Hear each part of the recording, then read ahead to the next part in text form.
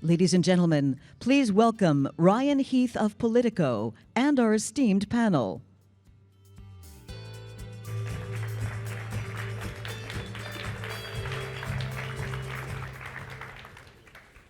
Good morning, everyone, or if you're joining us on the live stream, maybe it's afternoon or evening for you. Glad to have a great global audience here at this ultimate global gathering. I'm Ryan Heath. I think I'm up here because I write Politico's Global Insider newsletter. You all know Barbara from her great speech before. Also joined now by Kevin Rabinovitch, who is the Chief Climate Officer and the Global Executive Vice President at Mars Wrigley for Sustainability, and Andrew Liveris, who is the former CEO and Chairman of Dow Chemicals.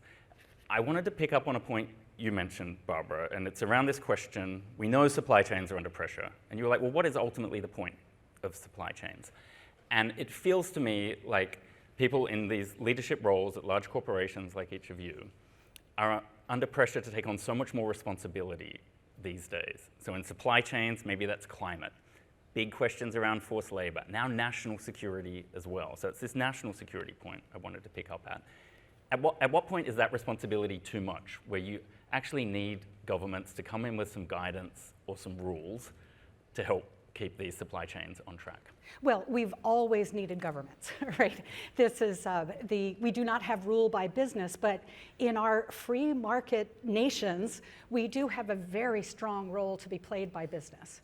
Now, in Siemens, we are strong proponents for having lightweight frameworks of regulation because, quite frankly, businesses can innovate so quickly that it's difficult to keep up a regulatory framework. And so what we're looking for is true partnership with government in order to bring innovation, be helpful in educating, putting new ideas on the table, and I will say being responsible enough that we don't need regulation.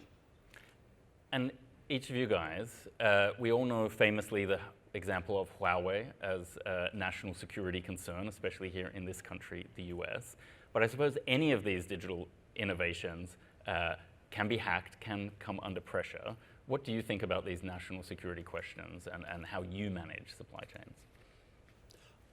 I do think Barbara said it well, where globalization 2.0 in the 21st century is putting new rules of the road in place, and rules normally do come from government, but unfortunately, or maybe because of the internet, the downside of the internet, you mentioned cybersecurity issues, this is innovations and new technologies that governments aren't keeping pace with. So we have to operate at the intersections with government to actually help with NGOs as well, and frankly society, to set the rules of the road as it relates to actually the upside and the downside. That means new trading partners. It means value-based trading systems, new alliances geopolitically, because the old alliances are not working, and the old institutions, global institutions, are not working. We're in United Nations Week. Let's call the United Nations maybe just barely keeping pace with things like climate change. So I would say that because of these new, incredible big interventions going on, environmental, social, governance, digital, these are innovations that frankly business has to keep up with to survive. Siemens 5 years ago isn't Siemens 5 years from now. And Dow 10 years ago is not Dow 10 years from now. So these are the sorts of things that mean that all of you, this ecosystem here, has to be contributory. But how? How does one get convening power of everyone? You need really good representation. Mm-hmm. And business is now being cast as a representation of the new rules of society for the 21st century as we undertake putting in place these new institutions. Yeah, I guess maybe the thing I would say to add to the comments from my panelists, which I agree with, is this is definitely one of the situations where ignorance is not bliss, right? What you don't know about your supply chains is a risk. What you don't know about your supply chains is things that you can't manage and control and drive the sort of outcomes that you really care about. And so I think we're entering a world where, and obviously my background's in the food sector, where I think we're at the end of the commodity era, where the idea of there's an anonymous bucket of whatever that showed up at your factory, that palm oil, cocoa butter, corn syrup, and you don't really know a lot about where it came from and the long, complicated supply chains, because everything you care about can be measured in the bucket, right? It's got the right attributes, the right moisture, protein, contaminants, everything. And we know in the world of sustainability, we care about the process by which that bucket of palm oil or whatever was produced. And you can't know about the process in a commodity supply chain. So you have to know more about your supply chain to make sure you're getting the outcomes and the processes around, for example, deforestation or climate impacts or forced labor even that you mentioned. And so I think that's really the future that we're working towards. And I think one of the things that comes along with that is better security and better awareness of what's going on, so you're more sensitive to where there might be a threat. Mm-hmm. And in terms of tracking that supply chain, is it a mix for Mars of maybe making some of the supply chains shorter, and with others where you can't make it shorter, where you're more transparent about where things are coming from, and you're pushing upwards on how it's sourced? Absolutely. So really a lot of this is about redesigning supply chains. So I think it would be, or we think it would be a mistake to take the supply chains that we have today, which were designed for a different purpose, that weren't designed to manage for deforestation and weren't designed to manage for climate change and national conflict and supply security and all those things, right? And just spread a digitization level over it so that you have better data and better information. And we need to go back a step further in the strategy process and go, we've got a different set of design constraints that we're trying to accomplish. We have a different set of goals that we're trying to drive in our procurement systems. And so we need to first design the supply chain that accomplishes what we want, and at the same time think about how does digital innovation make that more possible, and maybe in ways that it wouldn't have been in the past. Now, Barbara, you've been a big supporter of the CHIPS Act. That's right. And that's a really good example where maybe most companies aren't making chips, but we're all using them. And so that's about making supply chains into you more resilient, not necessarily what you're delivering to the end customer.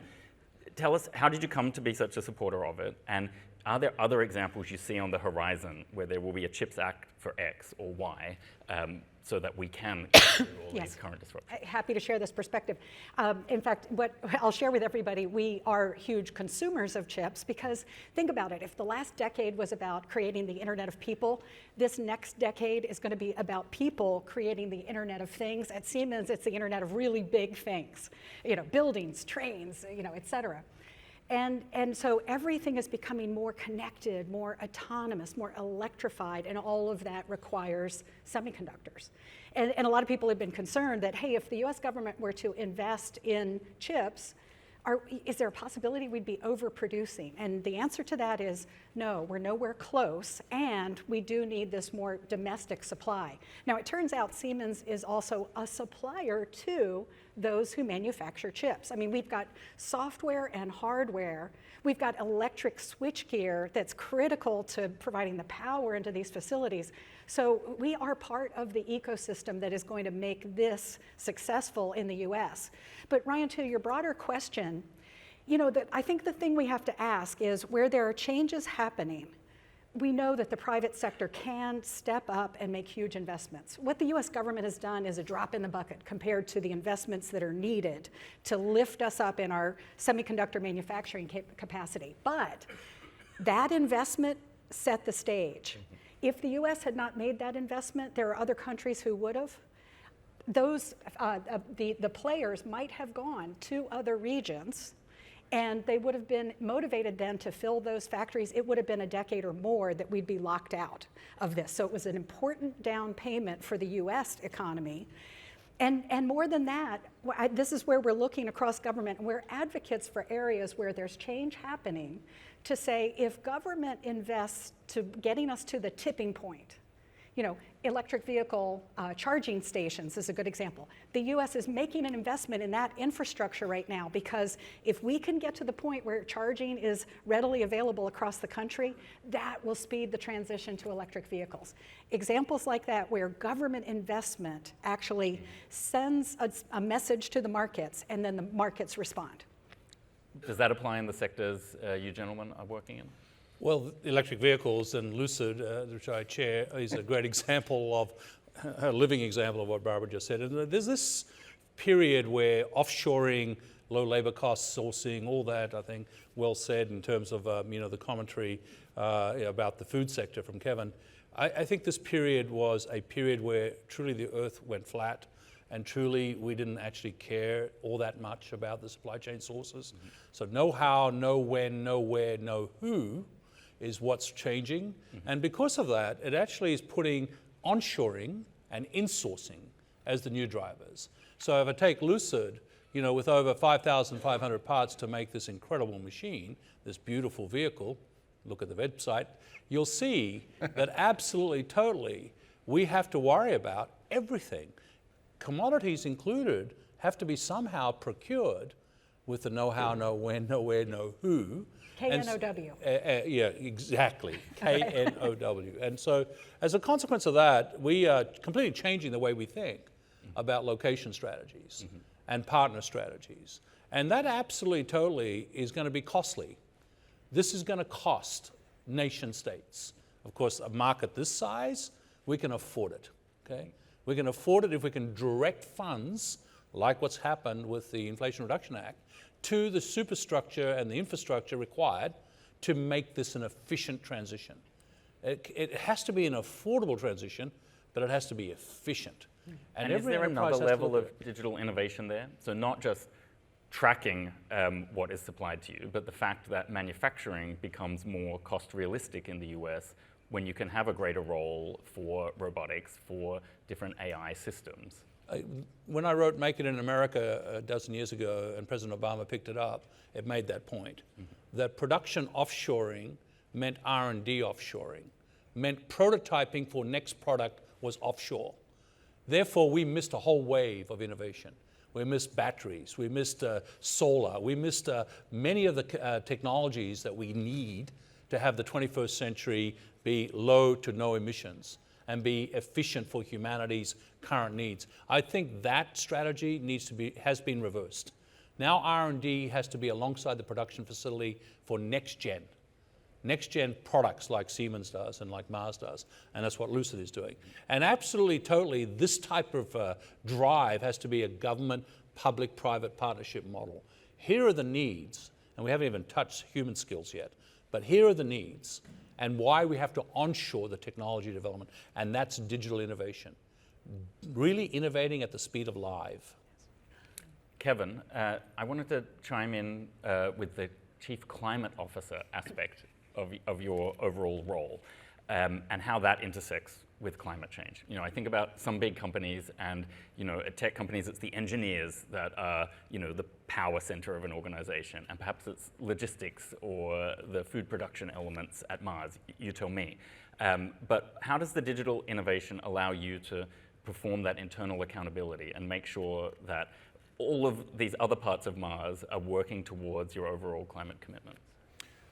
Yeah, so I won't presume to guess which part of Mars is the most powerful one, but I originally came out of R&D, so I'm an engineer by background, and a lot of how we think about ourselves as a company and how we make decisions about our products and our supply chains is we are science driven. And that has always been the case, and that will always be the case. And so I think when we started developing a structured sustainability plan around 2007, which is when I was asked to lead this work, we brought the same mindset to it, is be led by the science, be led by the data, be led by the facts. And many things have changed over the last 15 years now, but probably the biggest one is the availability of data and insight to understand the impacts of our supply chain. And so a lot of that we've invested ourselves and actually helped develop and write a number of the standards and protocols that are now widely used, and a lot of it has sort of been done for us by the world. And I think the power of that is, if you pull up to a high enough level, what business is good at is designing a clever metric and chasing the life out of it. Yep. Right? Now, it happens that most of those metrics tend to be measured in dollar signs or something that's a proxy for a dollar sign.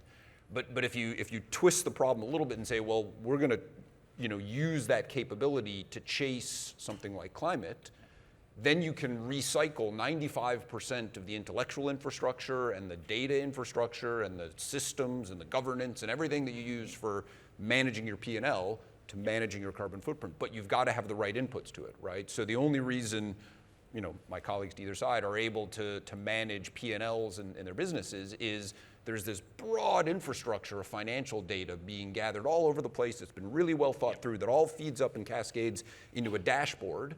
And when they get those dashboards, they know what to do with it when a number starts drifting into the yellow. They go, oh, that's a customer acquisition rate problem, or oh, that's an overheads problem, or right? And so that's what we need to get to on climate, is that same infrastructure of data feeding up into those dashboards, being looked at by senior managers who then know what to do with the information they get. And so that's really a big part of what we're trying to drive. One of my closest colleagues that I spend the most time working with recently is our corporate controller. Who, along with our chief financial officer and a number of other folks in our finance function, have gotten really engaged in this question, and they've come at it with the question of how can we help?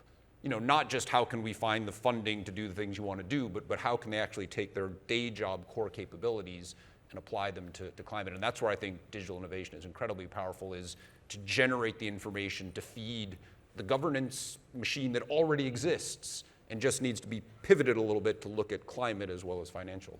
This governance machine point is a great chance to broaden it out to the three of you, because I wonder, as a journalist, we're battling to understand all these different ESG metrics that exist out there. It feels like apples and oranges a lot of the time. So I wonder how it feels like inside the company and telling that story to your investors and anyone that's providing finance. And then you also face this battlefield of regulation around the world, where different climate targets, 30 different targets in 30 different countries. How do you tweak all of those governance metrics and dials to cope with 30 different systems and 5 different metrics here and there? What does it feel like on the inside? Yeah, I mean, this is a time when it is valuable to be a large corporation, because we do have people who do that. We have a team that's actually spending an inordinate amount of time specializing on what are the frameworks everywhere, and how do we use the truth of our core operations to answer all the questions. And it's a little bit like the Wild West right now, right? Because people have a lot of ideas about what ought to be the truth set of those metrics. It's the woke Wild West. We invented a new phrase. I love that. The woke Wild West. Please, not in Politico. I can't resist that. Okay, but here's the thing. The question is, can this make sense to everyone? Can this make sense to our shareholders as much as it does to our other stakeholders? And our answer at Siemens is yes. And one question I love to ask is simply, what is the cost of doing nothing? Right? If we did not drive change, what are the future impacts to our business? Whether it's market impacts, whether it's our own operations. So we inside the Siemens Corporation actually see this as very organic. We see this as who we are, and our business strategy is built on it. I mean, enterprises of the size of Siemens, Dow, and all the ones we can talk about, Mars, look at them as little nation states now. And inside the nation states, there are people, our citizens, who are our employees. And our employees are demanding a complete new way of being measured. And that demand means that we can actually look at inside and come up with the best thoughts, because we are the subject matter experts in our line of business. And therefore, you can develop, what did you call them? Smart metrics, smart KPIs, that actually now cover this very complicated world that we're in. Environmental, social, and governance are all flame fronts and demands from society that we have to have changes.